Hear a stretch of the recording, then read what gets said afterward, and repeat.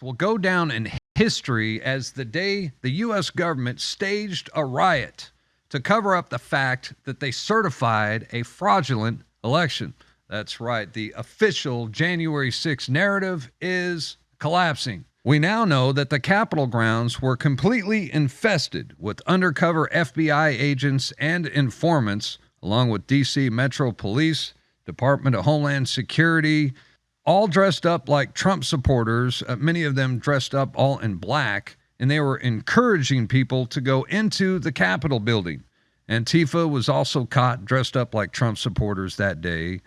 And we learned from court documents that the FBI infiltrated the Proud Boys, much like they did in the plot to kidnap Governor Whitmer.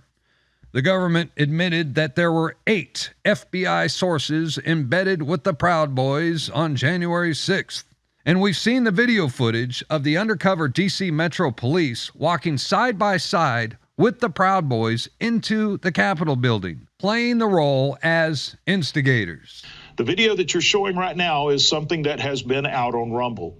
And I can tell you that from the information that we received from the Metropolitan Police Department, I can verify that this video is from a Metropolitan Police undercover officer. It appears that this officer is encouraging people to climb the scaffolding and go into the Capitol. It appears he's encouraging, he's definitely helping people climb the scaffolding, and he's telling them, go, go, go.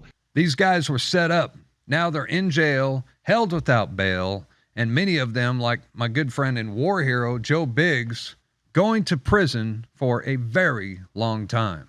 Convicted for attempting to overthrow the United States of America. Now, here's where it gets very interesting. Tucker Carlson, right before he got fired by Fox News, he interviewed the D.C. police chief, Stephen Sund. And check this out. The D.C. police chief said he believes that January 6th was a cover-up. Let me say that again. The Capitol police chief says January 6th was a cover-up. You've probably never seen the interview because Fox News never aired it, and then Tucker Carlson got fired. But guess what? We've got the interview. It was smuggled out. Now, I want to warn you a little. It's kind of hard to watch because it gets a little choppy at times, but it's well worth the watch. I'm going to play the clip right now, and we're going to follow it up with Tucker Carlson and Russell Brand as they discuss the truth about January 6th, a highly coordinated federal operation. I try to do what I can to get the truth out. Yes. You know, they didn't want me to testify in February 23rd at the Senate hearing. To be honest with you, I'm a little pissed off. Everything appears to be a cover-up. It sounds like they were hiding the intelligence. And that's what I'm getting at is, could there possibly be people that actually did something to happen and kind of wanted something to happen? It's not a far stretch to begin. Well, I don't know what the other explanation is. You know, it's sad when you start putting everything together and thinking about the way this played out. It gets very concerning. What was their end goal? You look at what's happening. Was that their end goal? I don't know. They immediately recoiled when you asked any questions about January 6th. And that was a tip-off to me. I mean, I had no thought in my head as I watched this happen on television and in the subsequent weeks that U.S. law enforcement or military agencies had anything to do with it. That never crossed my mind. I never thought that it was a false flag or anything like that. I'm not a conspiracist by temperament. I never thought that. And then I interviewed the chief of the Capitol Police, Stephen Sund, in an interview that was never aired on Fox, by the way. I was fired before it could air. I'm going to interview him again. But Stephen Sund was the totally non-political, worked for Nancy Pelosie. I mean, this was not some right-wing activist. He was the chief of the Capitol Police on January 6th. And he said, oh, yeah. That crowd was filled with federal agents. What? Yes. Well, he would know, of course, because he was in charge of security at the site.